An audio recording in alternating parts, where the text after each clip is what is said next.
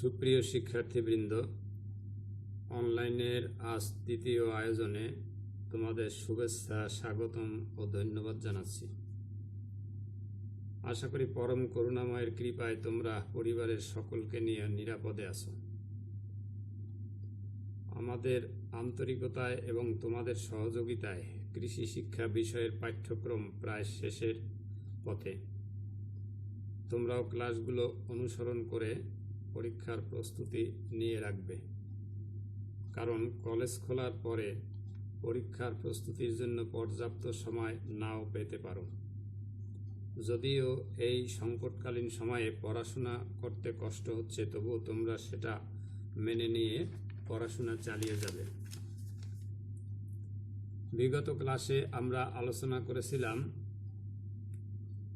Agricultural credit, concept of microcredit and their use, sources of agricultural credit। আজ আমরা আলোচনা করব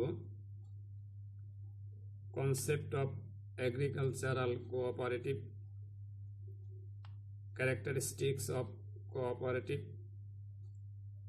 marketing of agricultural goods, important of agricultural marketing।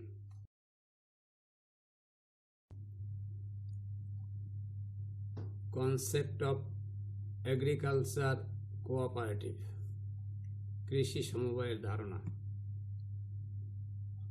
কৃষিকাজ সম্পন্ন করতে এবং কৃষি থেকে সর্বোচ্চ মুনাফা অর্জনের লক্ষ্যে যে সমবায় পদ্ধতি ব্যবহার করা হয় তাকে কৃষি সমবায় বলে। আধুনিক কৃষি প্রযুক্তির জন্য কৃষি সমবায় প্রয়োজনীয় সকল উপকরণ সংগ্রহ ও ব্যবহারে কৃষকদের সক্ষম করে তুলতে পারে। পরিবেশ বান্ধব কৃষি প্রযুক্তি সমূহ যেমন শস্য পর্যায় অবলম্বন, নিবিড় ও সমন্বিত চাষাবাদ পদ্ধতি ব্যবহার, সমন্বিত বালাই দমন পদ্ধতি ব্যবহার, যান্ত্রিক উপায়ে ফসল সংগ্রহ ও সংরক্ষণ, উত্তর পরিচর্যা, পরিবহন, গুদামজাতকরণ এবং বিপণন সকল ক্ষেত্রে কৃষি সমবায় সফলতা এনে দিতে পারে। কৃষি সমবায় একটি সমন্বিত কার্যক্রম। সমগ্র কৃষিকাজ, কৃষি পণ্য উৎপাদন ও বিপণনের জন্য একটি দক্ষ সংগঠন গড়ে তোলাই প্রকৃতপক্ষে সমবায় সংগঠন। কৃষি পরিকল্পনা বাস্তবায়ন, উৎপাদন, সংরক্ষণ ও বিপণন সকল হিসাব রক্ষা করবে এই সংগঠন। প্রত্যেক সমবায়ের বিনিয়োগের পরিমাণ অনুযায়ী মুনাফা বন্টনের দায়িত্ব এই সমবায় সংগঠন পালন করে। কালভার্টের মতে, সমবায় একটি প্রতিষ্ঠান যেখানে মানুষ নিজেদের আর্থিক অবস্থার উন্নতি সাধনের জন্য স্বেচ্ছায় প্রণোদিত হয়ে সম অধিকারের ভিত্তিতে একে অন্যের সহযোগিতা করে। সংজ্ঞা হিসেবে বলা যায়, কৃষি সমবায় হলো জমি ও অন্যান্য উপকরণ একত্রিতকরণের মাধ্যমে কৃষি উৎপাদন কার্যক্রম যৌথভাবে পরিচালনার জন্য কৃষকদের একটি সংগঠন, যা সমাজের অভ্যন্তরস্থ কতিপয় আর্থসামাজিক লক্ষ্য অর্জনের জন্য গঠিত হয়। কৃষি সমবায়ের কতগুলো উদ্দেশ্য আছে। প্রত্যেকটা কাজেরই উদ্দেশ্য থাকে, তাই কৃষি সমবায়েরও উদ্দেশ্য রয়েছে। যেমন, সদস্য কৃষকদের ক্ষুদ্র ক্ষুদ্র জমিগুলিকে একত্রিত করে বৃহদায়তন খামার সৃষ্টি করে যান্ত্রিক চাষাবাদ প্রবর্তনের মাধ্যমে কৃষিপণ্য উৎপাদন বাড়ানো এবং কৃষিপণ্যের বাজারজাতকরণ ব্যবস্থার উন্নয়ন। উন্নত প্রযুক্তি সমৃদ্ধ চাষাবাদ পদ্ধতির জন্য কৃষকদের উপসি বীজ, মানসম্পন্ন সার, ট্রাক্টর, পাওয়ার পাম্প, ঠিক মানসম্পন্ন বালাইনাশক ইত্যাদি উপকরণ সরবরাহ করা। সর্বাধিক কৃষিপণ্য উৎপাদনের অনুকূল পরিবেশ সৃষ্টির প্রয়াস নেওয়া ইত্যাদি। কৃষি সমবায়ের মূল নীতি। কৃষি সমবায় যেসব মৌলিক নীতির উপর ভিত্তি করে গড়ে উঠেছে সেগুলো হলো: একতা, খামারের কাজ ও অন্যান্য প্রসঙ্গে প্রতিটি সদস্যের মধ্যে যে কোনো মূল্যে যে কোনো অবস্থায় একতা থাকতে হবে। মূল মন্ত্র হল একতাই বল। এই বাক্যটি সার্বক্ষণিক স্মরণে রাখতে হবে। সততা। কৃষি সমবায়ের উন্নতি ও সফলতার জন্য প্রতিটি সদস্যের মধ্যে ন্যায় নীতি ও সততা অবশ্যই থাকতে হবে। গণতন্ত্র। এক ব্যক্তি এক ভোট নীতির মাধ্যমে গঠিত কার্যকরী পরিষদ সমবায়ের ব্যবস্থাপনা, তহবিল ব্যবস্থাপনা ও তদারকির দায়িত্ব পালন করবে। সকল সিদ্ধান্ত গণতান্ত্রিক পদ্ধতি অনুসরণ করবে। সহযোগিতার মানসিকতা। সদস্য কৃষকদের মধ্যে সহযোগিতার মানসিকতা থাকলে কৃষি সমবায় অবশ্যই সাফল্যের উচ্চ শিখরে উন্নীত হবে।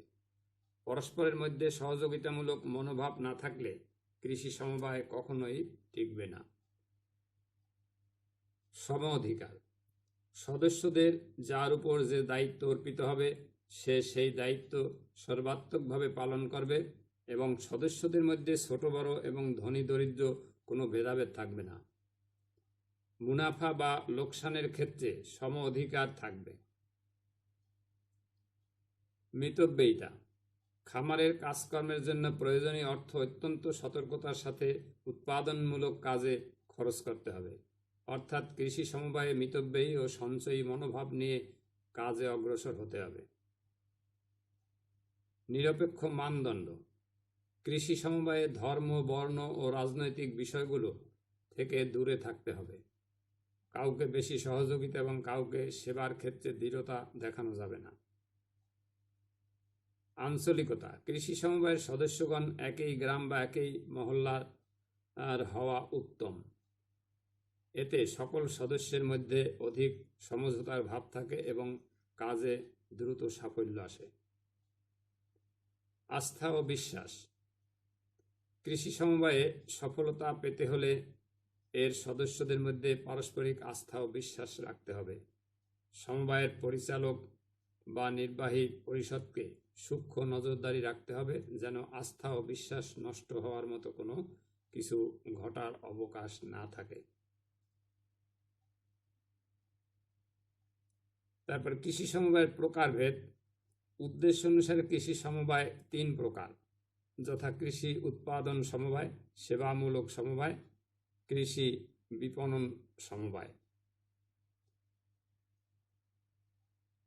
কৃষি উৎপাদন সমবায় কৃষিক্ষেত্রে প্রত্যক্ষভাবে সম্পৃক্ত বা নিয়োজিত ব্যক্তিবর্গ সমন্বয়ে গঠিত সমবায়কে কৃষি উৎপাদন সমবায় বলে। উৎপাদন বৃদ্ধি, সেচ প্রকল্প বাস্তবায়ন, স্বল্প মূল্যে কৃষি উপকরণ সরবরাহ, পশু সম্পদের উন্নয়ন প্রভৃতি উদ্দেশ্যসমূহ বাস্তবায়নের জন্য এই প্রকার সমবায় গঠিত হয়।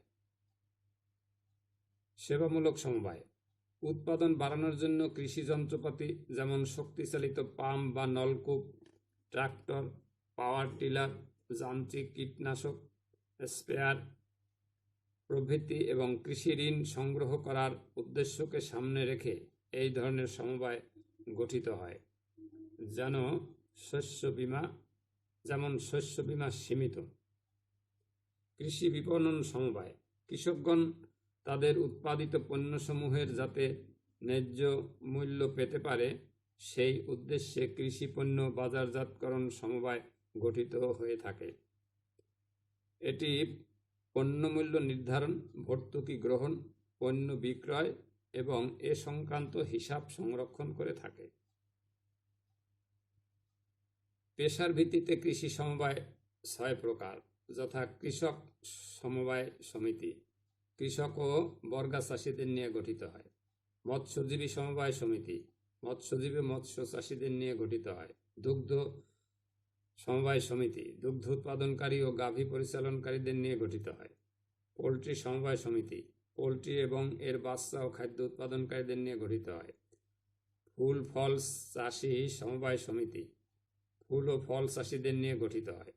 নার্সারি সমবায় সমিতি গাছের চারা উৎপাদনকারীদের নিয়ে গঠিত হয়। ক্যারেক্টারিস্টিক্স অফ কোঅপারেটিভ সমবায় সমিতির বৈশিষ্ট্যসমূহ।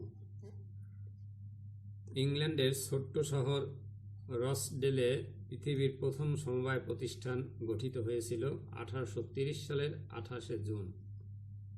কতগুলো বৈশিষ্ট্যের উপর ভিত্তি করে এ সমিতি গড়ে ওঠে এবং সময়ের আবর্তনে তাদের অনুসৃত এ সমস্ত বৈশিষ্ট্য পৃথিবীর সব প্রান্তে ছড়িয়ে পড়ে। এ বৈশিষ্ট্যসমূহ হচ্ছে: অবাধ সদস্যপদ, শ্রেণী, বর্ণ, ধর্ম নির্বিশেষে সকলের জন্য সমিতির সদস্যপদ উন্মুক্ত থাকবে, তবে সদস্যদের অবশ্যই সৎ ও চরিত্রবান হতে হবে। যে কেউ সদস্য পদের জন্য আবেদন কিংবা সদস্যপদ স্বইচ্ছায় ত্যাগ করতে পারবে।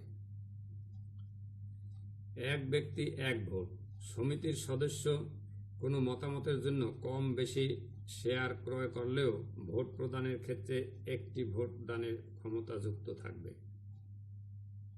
নগদ বিক্রয় নীতি, সমিতি উৎপাদিত পণ্য সর্বদা নগদ মূল্যে বিক্রয় হবে, তবে বর্তমানে বাকিতেও বিক্রি করা হয়ে থাকে।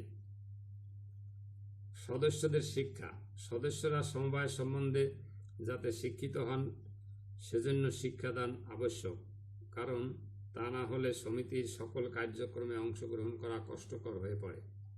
বর্তমানে এ নীতিও তেমন গুরুত্ব বহন নয়। রাজনৈতিক ও ধর্মীয় নিরপেক্ষতা, সমবায় প্রতিষ্ঠানসমূহের জন্য রাজনৈতিক চর্চা ক্ষতিকারক, অবশ্য বর্তমানকালে এ নীতি মেনে চলা কষ্টকর। অস্বাভাবিক যুক্তি পরিহার, সমবায় সমিতিকে অবশ্যই কিছুটা সংরক্ষণবাদী হতে হবে এবং অস্বাভাবিক ঝুঁকি নেওয়া থেকে বিরত থাকতে হবে। আমানতের উপর সীমিত সুদ, রসডেল সমিতির মতে মূলধনের উপর সুদ সীমিত হওয়া উচিত। বর্তমানে জমাকৃত টাকার উপর সুদ না দিয়ে মূলধনের উপর সুদ প্রদান নীতি অনুসরণ করা হয়। মুনাফা বিতরণ, সমিতির সদস্যগণ সকল ধরনের খরচ ও আমানতের উপর সুদ প্রদানের পর অবশিষ্টাংশ অর্থ পৃষ্ঠপোষকদের মধ্যে আমানতের পরিমাণ বিতরণ করবেন। বর্তমানে এই নীতি সমস্ত পৃথিবীতে প্রচলিত। এরপরে সমবায় আইন, ল অফ কোঅপারেটিভ। মানুষের ঐক্য ও যৌথ প্রচেষ্টার সাংগঠনিক ব্যবস্থার নাম সমবায়। ব্যক্তি ও সমষ্টির স্বার্থের সমন্বয় ঘটিয়ে আর্থসামাজিক অবস্থার কাঙ্ক্ষিত পরিবর্তন সাধনে মানবিক প্রযুক্তি হিসেবে সমবায়ের উপযোগিতা অনস্বীকার্য। সমবায় অর্থ হল সম্মিলিত প্রচেষ্টা। পারস্পরিক সহযোগিতা থেকে এর উদ্ভব হয় বিধায় এর আর এক নাম সহযোগিতা। সকলের তরে সকলে, একতাই বল, স্বাবলম্বনেই শ্রেষ্ঠ অবলম্বন ইত্যাদি হল সমবায়ের মূল মন্ত্র। 1752 সনে মার্কিন যুক্তরাষ্ট্রের প্রেসিডেন্ট বেঞ্জামিন ফ্রাঙ্কলিন সর্বপ্রথম আনুষ্ঠানিকভাবে সমবায় সংগঠন প্রতিষ্ঠা করেন।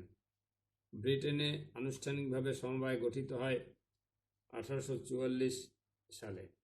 ভারতীয় উপমহাদেশে সমবায় সমিতি বিষয়ক একটি আইন 1904 সালে প্রণীত হয়। এর ধারাবাহিকতায় 1912 সালে সমবায় সমিতি আইন পাশ করা হয়। অতঃপর সমবায় সমিতি গঠন ও এর কার্যক্রম নানা রকম ত্রুটি বিচ্যুতির মধ্যে দিয়ে চলতে থাকে। স্বাধীনতার পর বাংলাদেশ সরকার এদেশের নিম্ন আয়ের মানুষকে স্বাবলম্বী করার লক্ষ্যে সমবায় আন্দোলনের প্রতি বিশেষ দৃষ্টি দেন। ফলে 1984 সালে সমবায় সমিতি আইন, দ্য কোঅপারেটিভ সোসাইটিস অর্ডিন্যান্স 1984 করা হয়। আইনটির বিভিন্ন বিষয় পর্যবেক্ষণ করে কিছু কিছু ত্রুটি বিচ্যুতি সংশোধন করে নতুনভাবে এটি 2001 সালের 15 জুলাই পাশ হয়। এই আইনকে বর্তমানে সমবায় সমিতি আইন 2001 নামে অভিহিত করা হয়। আইনটির কতিপয় শব্দ ও উপধারা 2002 সনে ও 13 ফেব্রুয়ারি 2013 সনেও সংশোধন করা হয়। আইনটির 13টি অধ্যায় ও 90টি ধারা সম্বলিত। অধ্যায়গুলো হল প্রথম অধ্যায়, এই অংশে আইন সংশ্লিষ্ট বিভিন্ন সংজ্ঞা দেওয়া হয়েছে। এখানে মোট 4টি ধারা আছে। দ্বিতীয় অধ্যায়, এই অংশে সমবায় অধিদপ্তর এবং নিবন্ধক ও অন্যান্য কর্মকর্তা কর্মচারীর বিষয়ে নির্দেশনা দেওয়া হয়েছে। এখানে মোট 3টি ধারা রয়েছে। এই অধ্যায়ের শিরোনাম হল সমবায় অধিদপ্তর। তৃতীয় অধ্যায়, এই অধ্যায়ের শিরোনাম হল নিবন্ধন। এই অধ্যায়ে সমবায় আইনের গুরুত্বপূর্ণ 6টি ধারা রয়েছে। এখানে প্রাথমিক সমবায় সমিতি, কেন্দ্রীয় সমবায় সমিতি ও জাতীয় সমবায় সমিতি গঠনের রূপরেখা বর্ণনা করা হয়েছে। এদেশের কৃষি সমবায় গঠন করা হলে তাও এই নিয়মে পরিচালিত হবে। সমবায় সমিতিগুলো কিভাবে নিবন্ধিত হবে এবং কিভাবে নিবন্ধন সনদ পাবেন তা আইনের 10 ও 11 ধারায় বর্ণনা করা হয়েছে। এখানে 8 নং ধারায় সমবায় সমিতির শ্রেণীবিন্যাস দেখানো হয়েছে। চতুর্থ অধ্যায়, এই অধ্যায়ে শিরোনাম হল সমবায় সমিতির আইনগত মর্যাদা ও ব্যবস্থাপনা। অধ্যায়টি 14টি ধারা নিয়ে গঠিত, যেখানে সমবায় সমিতির ব্যবস্থাপনা বিষয়ক বিধি ও উপবিধি বর্ণনা করা হয়েছে। সমবায় আইনের এই অধ্যায়ের ধারাগুলি পরিপূর্ণভাবে অবগত না হলে সমবায় সমিতি পরিচালনা করা যায় না। পঞ্চম অধ্যায়, এই অধ্যায়কে সমবায় সমিতি সমূহের বিশেষাধিকার নাম দেওয়া হয়েছে। এখানে মোট 5টি ধারায় নাম পরিবর্তন, চার্জ, সারচার্জ, সদস্যদের শেয়ার ইত্যাদি বিষয়ে আলোচনা করা হয়েছে। ষষ্ঠ অধ্যায়, এই অধ্যায়ের মূল প্রতিপাদ্য বিষয় হল সমবায় সমিতি সমূহের সম্পত্তি এবং তহবিল সমূহ। এখানে মোট 3টি ধারা আছে। সপ্তম অধ্যায়, এই অধ্যায়ের যে বিষয়গুলি আলোচিত হয়েছে তা হল সমবায় সমিতির সদস্যগণের বিশেষ সুবিধা ও দায় দায়িত্ব। এখানে মোট 7টি ধারা আছে। অষ্টম অধ্যায়, এখানে মোট 7টি ধারায় সমিতির নিরীক্ষা, পরিদর্শন ও তদন্ত বিষয়ক বিধিবিধানের বিষয়াদি বর্ণনা করা হয়েছে। নবম অধ্যায়, এখানে মোট 3টি ধারা ও বেশ কয়েকটি উপধারা আছে। এখানে সমবায়ের নানাবিধ বিরোধ নিষ্পত্তি বিষয়ক আইন রয়েছে। এখানে বিরোধ নিষ্পত্তি করার সুনির্দিষ্ট ব্যক্তিকে ক্ষমতা দেয়া হয়েছে। দশম অধ্যায়, এই অধ্যায়ে মোট 6টি ধারা আছে।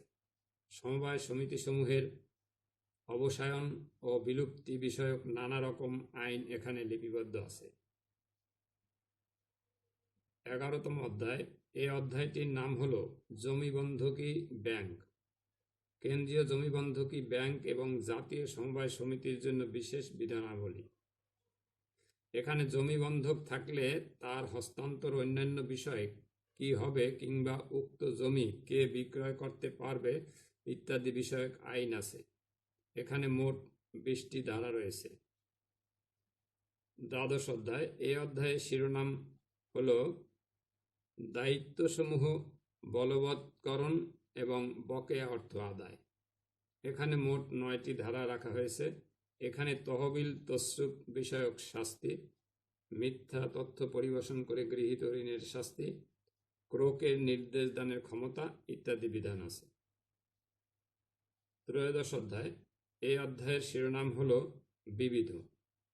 ব্যতিক্রমী কিছু আইন নিয়ে 88, 89, 89 ক এবং 90 নং ধারার সমন্বয়ে এই অধ্যায়টি প্রণীত হয়েছে।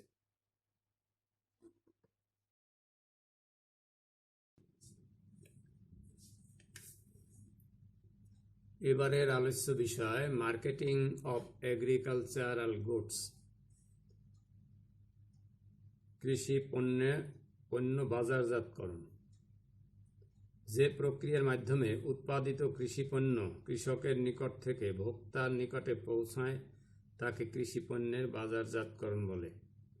সহজ কথায়, কৃষকের উৎপাদিত কৃষি পণ্য ভোক্তাদের কাছে পৌঁছানোই হল কৃষি পণ্য বাজারজাতকরণ।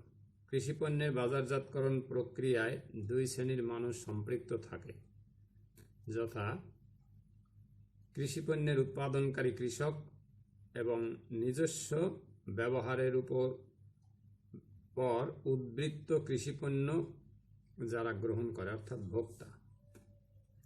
উক্ত দুই শ্রেণীর মানুষ নির্ধারিত বিনিময় হারে পরস্পরের প্রয়োজন মেটায়। সূক্ষ্ম বিচার বিশ্লেষণ করলে দেখা যায় কৃষিপণ্যের বাজারজাতকরণের দুটি অংশ রয়েছে। এদের একটি অংশ পণ্যের ক্রয় বিক্রয় সংক্রান্ত কার্যাবলী নির্দেশ করে এবং অপর অংশ পণ্যের পরিবহন, নমুনাকরণ, গুদামজাতকরণ ইত্যাদি কর্মকাণ্ড নির্দেশ করে। সুতরাং সংজ্ঞা হিসেবে বলা যায় কৃষিপণ্যের বাজারজাতকরণ বলতে কৃষিপণ্য সংগ্রহ, গুদামজাতকরণ, নমুনাকরণ, ঝুঁকি বহন ইত্যাদি কার্যাবলী সম্পাদন করার পর পণ্য ভোক্তার নিকট পৌঁছানোকে বোঝায়। কৃষিপণ্যের সঠিক বাজারজাতকরণ না হলে কৃষি উন্নয়নের ফলে যে আয় বৃদ্ধি হয়, কৃষক তা থেকে বঞ্চিত হয়। বাংলাদেশের প্রেক্ষাপটে কৃষিপণ্যের বাজারজাতকরণ ব্যবস্থা বেশ ত্রুটিপূর্ণ বলে কৃষক বা পণ্য উৎপাদনকারী ন্যায্য মূল্য থেকে বঞ্চিত হয়। কৃষিপণ্যের বাজার কাঠামো, স্ট্রাকচার অফ এগ্রিকালচারাল মার্কেটিং। কৃষিপণ্যের বাজার কাঠামোতে যে স্তরগুলো লক্ষ্য করা যায় তা হলো গ্রামীণ বাজার। কৃষিপণ্যের বাজার কাঠামোর সবচেয়ে নিচে রয়েছে অসংখ্য গ্রামীণ বাজার।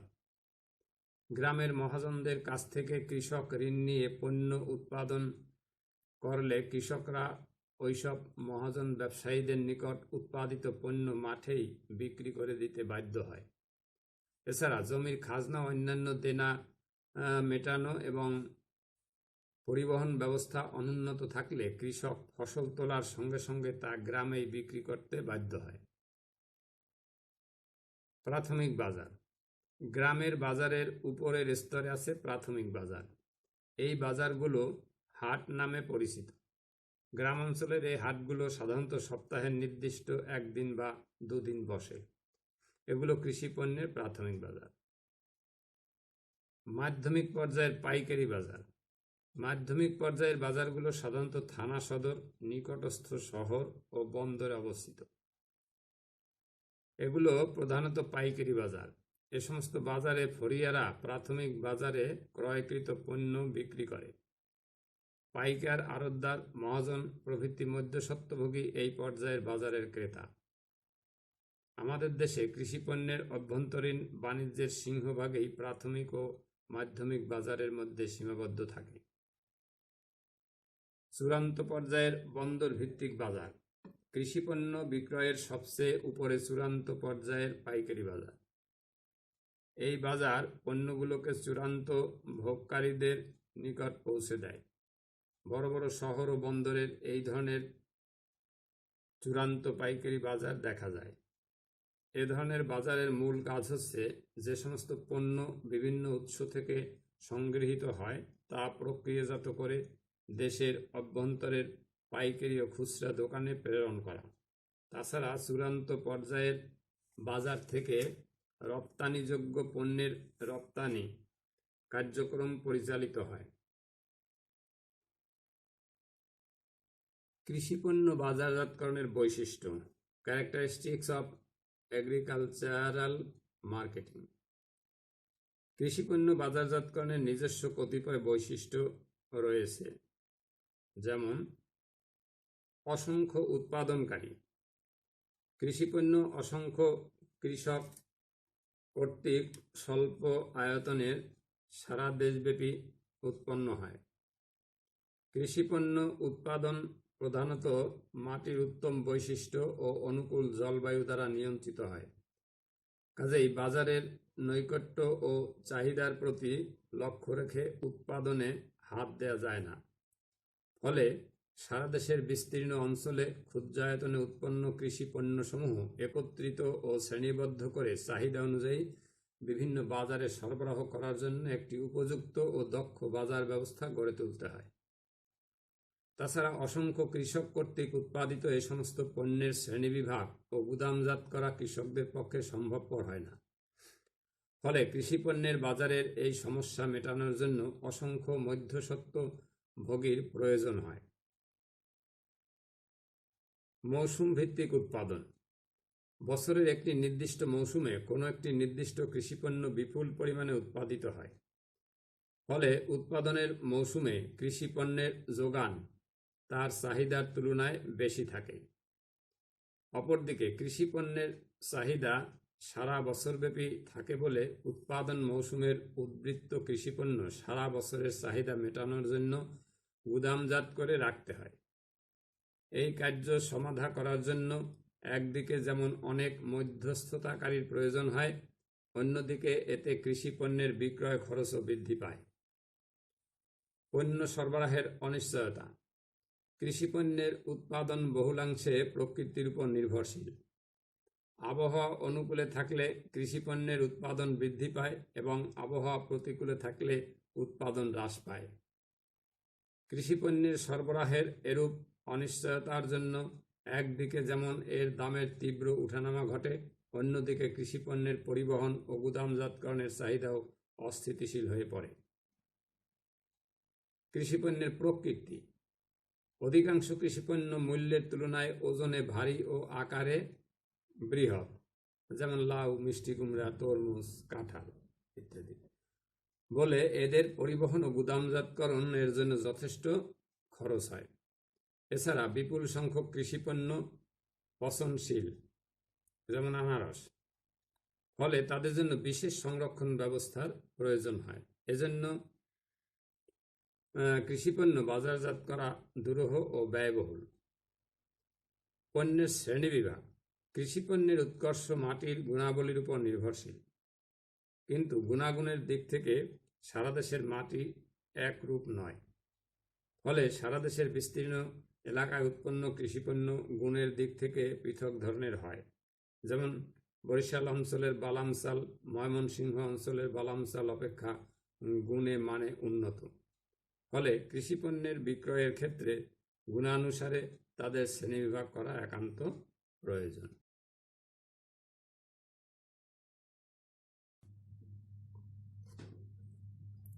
এবারের আলোচ্য বিষয় ইম্পর্টেন্স অফ এগ্রিকালচারাল মার্কেটিং।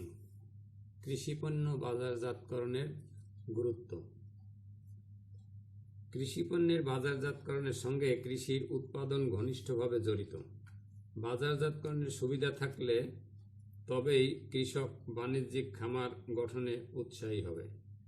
সুতরাং কৃষিপণ্যের সুষ্ঠু বাজারজাতকরণ কৃষি উন্নয়নের অপরিহার্য শর্ত। কৃষিপ্রধান বাংলাদেশে কৃষিপণ্যের বাজারজাতকরণের গুরুত্ব আরও বেশি।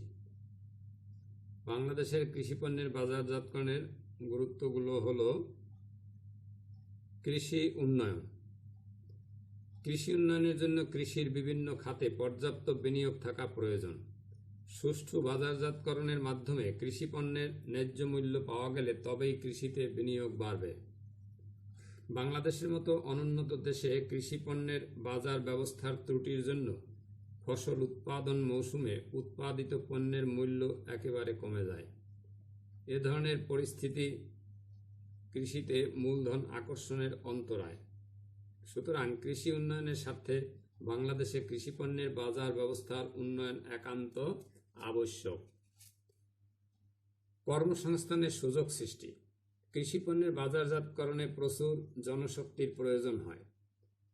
পণ্যের শ্রেণীবিন্যাস, নমুনাকরণ, গুদামজাতকরণ ইত্যাদির জন্য কৃষিপণ্যের বাজার প্রক্রিয়ায় প্রচুর কর্মসংস্থানের সৃষ্টি হয়। কৃষিপণ্যের বাজার ব্যবস্থা যত উন্নত হবে, এ ধরনের কর্মসংস্থানের সুযোগও তত বৃদ্ধি পাবে। সুতরাং দেশের বেকার সমস্যা সমাধানে কৃষিপণ্যের উন্নত বাজার ব্যবস্থা গুরুত্বপূর্ণ ভূমিকা পালন করতে পারে। পণ্যের চাহিদা বাড়ানো। কৃষিপণ্য উৎপাদন বৃদ্ধির একটি প্রয়োজনীয় শর্ত হল পণ্যের চাহিদা বাড়ানো। পণ্যের চাহিদা স্থির থাকলে বা হ্রাস পেলে কৃষক সঠিক মূল্য পায় না। কৃষিপণ্যের বাজার ব্যবস্থা উন্নত হলে পণ্যের গুণগত মানযুক্ত বিজ্ঞাপন এবং বিভিন্ন বিক্রয় হাতিয়ার ব্যবহার করে পণ্যের অধিকতর চাহিদা সৃষ্টি করা সম্ভব। কৃষিপণ্যের যোগান, চাহিদা ও উৎস মূল্য ইত্যাদি সংক্রান্ত তথ্য ক্রেতা এবং বিক্রেতাকে সুবিধাজনক স্তরে উন্নীত করে। আধুনিক প্রযুক্তির ব্যবহার। কৃষিতে আধুনিক প্রযুক্তির ব্যবহারের মাধ্যমে কৃষির একর প্রতি ফলন কয়েক গুণ বৃদ্ধি করা যায়, কিন্তু কৃষিতে আধুনিক প্রযুক্তির ব্যবহার খুবই ব্যয়বহুল। কিন্তু সুষ্ঠু বাজার ব্যবস্থার মাধ্যমে কৃষিপণ্যের ন্যায্য মূল্য প্রাপ্তি নিশ্চিত না হলে কৃষক কৃষিতে ব্যয়বহুল আধুনিক কৃষি প্রযুক্তির ব্যবহারে উৎসাহিত হবে না। সুতরাং কৃষিপণ্যের বাজার ব্যবস্থার উন্নয়ন একান্ত আবশ্যক। রপ্তানি বৃদ্ধি। বাংলাদেশ থেকে কিছু কিছু কৃষিপণ্য বিদেশে রপ্তানি করা হয়। বৈদেশিক মুদ্রা অর্জনের উদ্দেশ্যে এ রপ্তানি প্রক্রিয়াকে উৎসাহিত করা প্রয়োজন। এজন্য কৃষিপণ্যের মান সংরক্ষণ ও আন্তর্জাতিক বাজারে কৃষিপণ্যের সহজ হস্তান্তরের উদ্দেশ্যে আমাদের কৃষি বাজার ব্যবস্থার উন্নয়ন একান্ত আবশ্যক। আয়ের সুষম বন্টন। কৃষিপণ্যের বাজার ব্যবস্থা উন্নত হলে কৃষক তার উৎপাদিত পণ্যের ন্যায্য মূল্য পায়। বাংলাদেশের মতো উন্নয়নশীল দেশে উৎপাদিত কৃষিপণ্যের মূল্যের সিংহভাগ দালাল, ফরিয়া, ব্যাপারী প্রভৃতি মধ্যস্বত্বভোগী আত্মসাৎ করে। সুসংগঠিত কৃষি বাজার ব্যবস্থা মধ্যস্বত্বভোগীদের হাত থেকে কৃষকদের রক্ষা করতে পারে। এতে দেশে আয় ও সম্পদের বন্টন সুষম হবে। ঝুঁকি হ্রাস। বাজার ব্যবস্থার ত্রুটির জন্য কৃষিপণ্যের মূল্যের তীব্র ওঠানামা ঘটে। এতে কৃষিতে বিনিয়োগের ঝুঁকি বেড়ে যায়। এ ধরনের ঝুঁকি সুষ্ঠু কৃষি পরিকল্পনা গ্রহণে বাধার সৃষ্টি করে। সুতরাং কৃষিপণ্যের বাজার ব্যবস্থার উন্নয়নের মাধ্যমে বাংলাদেশে কৃষিপণ্যের মূল্যের ওঠানামা হ্রাস করা প্রয়োজন। সুতরাং দেখা যাচ্ছে কৃষি উন্নয়নের জন্য উন্নত ও সুসংহত বাজারজাতকরণ পদ্ধতি বিশেষ গুরুত্ব বহন করে। বাংলাদেশের শতকরা ৮০ জন লোক জীবন জীবিকার জন্য প্রত্যক্ষ বা পরোক্ষভাবে কৃষির উপর নির্ভরশীল। অতএব কৃষিপণ্যের বাজারজাতকরণ পদ্ধতি উন্নয়নে আমাদের আরও তৎপর হওয়া উচিত। এরপর কৃষিপণ্য বাজারজাতকরণ পদ্ধতি, সিস্টেম অফ এগ্রিকালচারাল মার্কেটিং। যে প্রক্রিয়ার মাধ্যমে উৎপাদিত কৃষিপণ্য উৎপাদনকারী কৃষকের নিকট হতে চূড়ান্ত ভোক্তার নিকট পৌঁছায় তাকে কৃষিপণ্যের বাজারজাতকরণ বলে। কৃষিপণ্যের বাজারজাতকরণ প্রক্রিয়ায় দুই শ্রেণীর মানুষ সংশ্লিষ্ট থাকে। পিডি কনভার্সের মতে কৃষিপণ্যের বাজারজাতকরণের দুইটি অংশ আছে। এদের একটি অংশ পণ্যের ক্রয় বিক্রয় সংক্রান্ত কার্যাবলী নির্দেশ করে এবং অপর অংশ পণ্যের পরিবহন, নমুনাকরণ, গুদামজাতকরণ ইত্যাদি ধরনের কার্যাবলী নির্দেশ করে। সুতরাং কৃষিপণ্যের বাজারজাতকরণ বলতে কৃষিপণ্য সংগ্রহ, গুদামজাতকরণ, নমুনাকরণ, ঝুঁকি বহন ইত্যাদি কার্যাবলীকে বোঝায়। দুটি কৃষিপণ্যের বাজারজাতকরণ পদ্ধতি বর্ণনা করা হলো। ধান চালের বাজারজাতকরণ পদ্ধতি।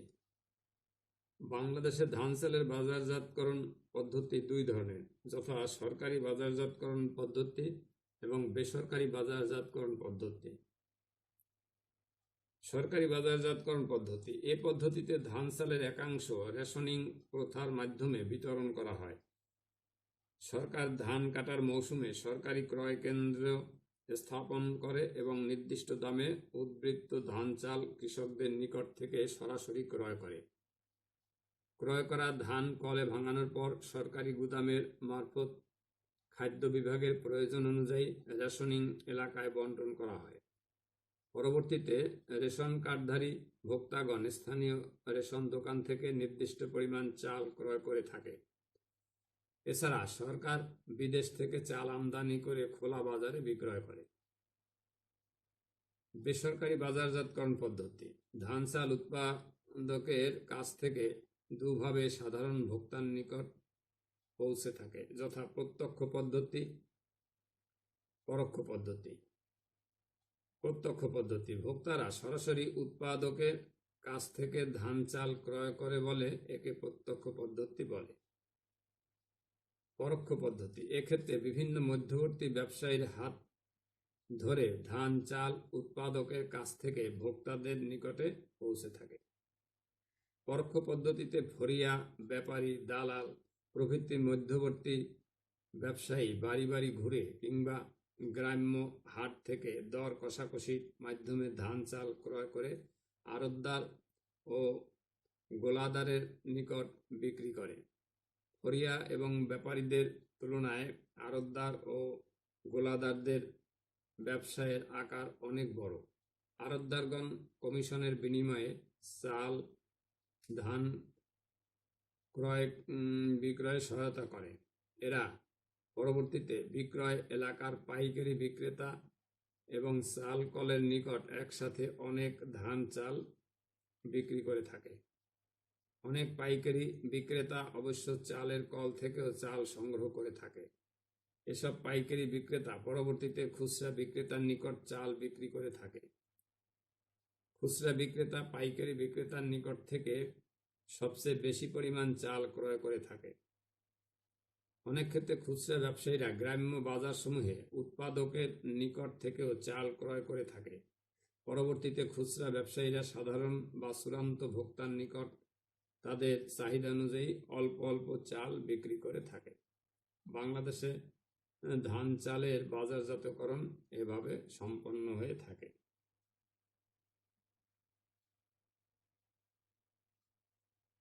কৃষিপণ্য বাজারজাতকরণের সমবায়ের ভূমিকা। Role of cooperative in marketing agricultural goods. কয়েকজন মানুষ মিলে সাম্য, মৈত্রী, ঐক্য, পারস্পরিক সহানুভূতি ও সাহায্যের ভিত্তিতে স্বপ্রণোদিত হয়ে যে সমিতি বা সংঘ গড়ে তোলে তাকে সমবায় সমিতি বলে। তেমনিভাবে কৃষিপণ্য ন্যায্য মূল্যে বিক্রি করার উদ্দেশ্যে এবং নিজেদের ব্যবহার্য পণ্য ন্যায্য মূল্যে ক্রয় করার জন্য যে সমিতি গঠিত হয় তাকে সমবায় বাজার সমিতি বলে।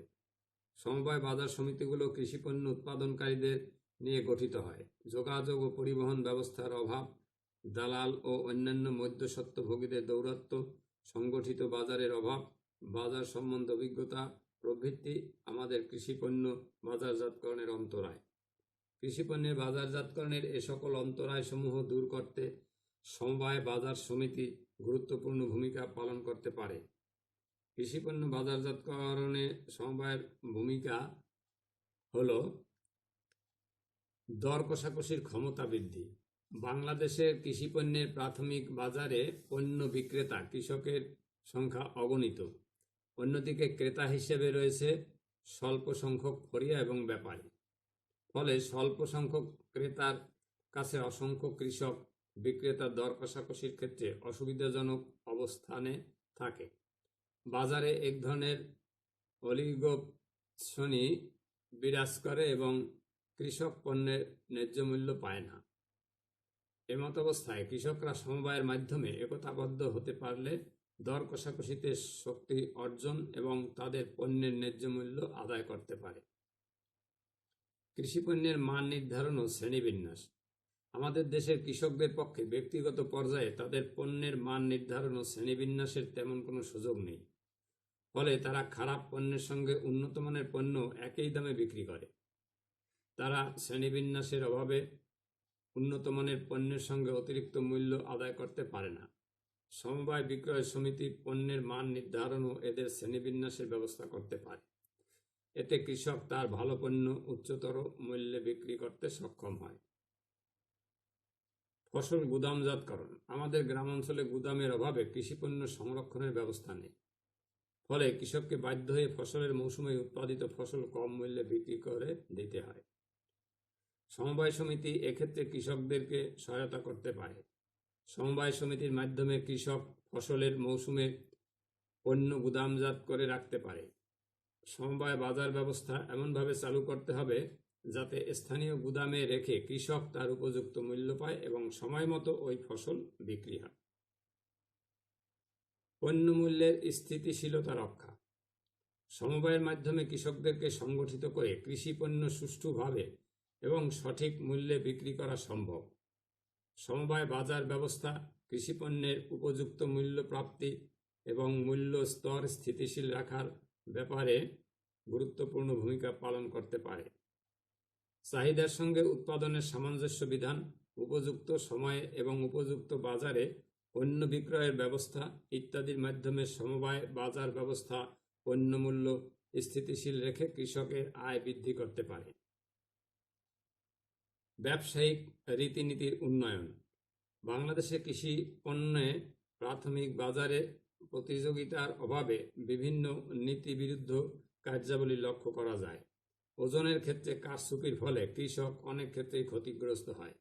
অনেক সময় গ্রামের বাজারে ফড়িয়া ও ব্যাপারীগণ নিজেদের মধ্যে মৌলিক চুক্তির মাধ্যমে কৃষি পণ্যের মূল্য কমিয়ে রেখে কৃষকদেরকে ন্যায্য মূল্য প্রাপ্তি হতে বঞ্চিত রাখে। এই সমস্ত নীতিবিরুদ্ধ কার্যাবলী প্রতিহত করে সমবায় বাজার সমিতির কৃষকদের স্বার্থ রক্ষায় বিশেষ ভূমিকা পালন করতে পারে। উন্নত মানের বিপণন ব্যবস্থা। আর্থিক অনটন ও আধুনিক বিপণন সংক্রান্ত জ্ঞানের অভাবে আমাদের কৃষক সমাজ তাদের কৃষি পণ্যের বিক্রয়ের ক্ষেত্রে উন্নত মানের বাজার ব্যবস্থা গড়ে তুলতে পারে না। এক্ষেত্রে সমবায় বিক্রয় সমিতি কৃষি পণ্য বাজারজাতকরণে আমাদের দরিদ্র ও অজ্ঞ কৃষকদেরকে বাজারজাতকরণের আধুনিক কলা কৌশল গ্রহণে সহায়তা করতে পারে। আজ এ পর্যন্তই। বর্তমান সংকটকালীন সময়ে তোমরা ধৈর্য ধারণ করে পড়াশোনা করবে। অত্যন্ত জরুরি প্রয়োজন ছাড়া বাহিরে যেও না। বাহিরে গেলে অবশ্যই মাস্ক পরে নেবে, স্বাস্থ্যবিধি মেনে চলো, ভালো থেকো। আমার জন্য দোয়া করো। সৃষ্টিকর্তা তোমাদের মঙ্গল করুন। থ্যাংক